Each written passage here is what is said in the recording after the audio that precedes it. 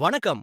தமிழக அரசு போக்குவரத்துக் கழகத்தை சுற்றி பல்வேறு குற்றச்சாட்டுகள் முன்வைக்கப்பட்டுள்ளன. பேருந்து, டெண்டர்கள், விளம்பர ஒப்பந்தங்கள் மற்றும் அதிகாரிகளின் செயல்பாடுகள் குறித்து கேள்விகள் எழுப்பப்பட்டுள்ளன. இந்த குற்றச்சாட்டுகளின் முக்கிய அம்சங்களை இந்த வீடியோவில் பார்க்கலாம். கிடைத்துள்ள தகவல்களின்படி, சென்னை மாநகரில் சுமார் 500 மின்சார பேருந்துகளும் 300 மைக்ரோ பேருந்துகளுக்கும் டெண்டர் ரத்து செய்யப்பட்டுள்ளது. மேலும் தமிழ்நாடு அரசு போக்குவரத்துக் கழகத்தில் 60,000 டயர்கள் மற்றும் ஸ்பேர் பார்ட்ஸ் வாங்குவதற்கான டெண்டர்கள் வெளியிடப்பட்டதாகவும், பின்னர் அவை ரத்து செய்யப்பட்டதாகவும் கூறப்படுகிறது. இந்த டெண்டர்கள் ஏன் ரத்து செய்யப்பட்டன? அதற்கான காரணம் என்ன? இந்த முடிவுக்கு யார் பொறுப்பு? என்ற கேள்விகள் எழுப்பப்பட்டுள்ளன.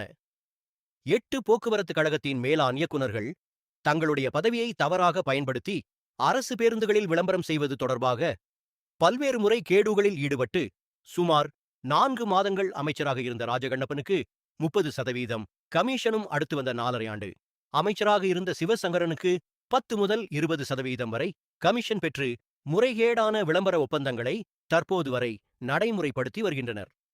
இவ்வாறு நடைமுறையில் உள்ள விளம்பர டெண்டர்கள் உடனடியாக தமிழக முதல்வர் திரு ஜோசப் விஜய் அவர்கள் ரத்து செய்ய வேண்டும். 8 போக்குவரத்து கழகத்தில் உள்ள மேலாண் இயக்குநர்கள் பல வருடங்களாக கோடிக்கணக்கில் கொள்ளையடித்து சொத்துக்கள் சேர்த்து குறுநில மன்னர்கள் போல நிர்வாகம் செய்து வருகின்றனர். இதுபோல முறைகேடு செய்யும் அதிகாரிகளால்தான் தமிழ்நாடு அரசு போக்குவரத்துக் கழகம் 55,000 கோடி நஷ்டம் ஏற்படுத்திவிட்டு இதுபோன்ற கிரிமினல் செயல்களில் ஈடுபடுகின்றனர்.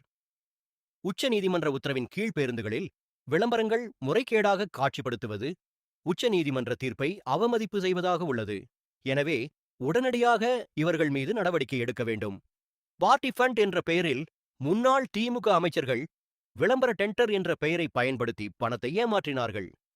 இதில் போக்குவரத்து அமைச்சருக்கு பணம் கொடுத்து ஏமாந்து பாதிக்கப்பட்டவர்களுக்கு உரிய தொகையை திரும்ப பெற்றுத்தர போக்குவரத்து துறை அறிவிப்பு செய்திட வேண்டும்.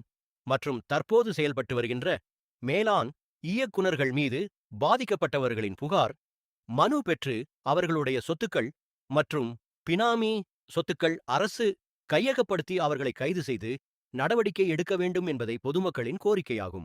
இப்பொழுதும் ஆர்டிஓ பர்மிஷன் இல்லாமல் லஞ்சத்தை பெற்றுக்கொண்டு விளம்பரத்துடன் பேருந்துகள் இயங்குகின்றது.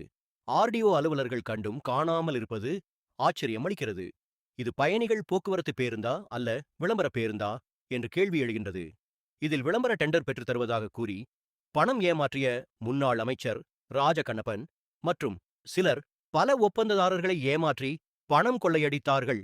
இதற்கு புரோக்கர் போல் செயல்பட்ட மேலாண் இயக்குநர்கள் மீதும் குற்ற நடவடிக்கை எடுத்து பாதிக்கப்பட்டவர்களுக்கு பணத்தை மீட்டு தர தமிழக முதல்வர் விஜய் நடவடிக்கை எடுக்க வேண்டும்.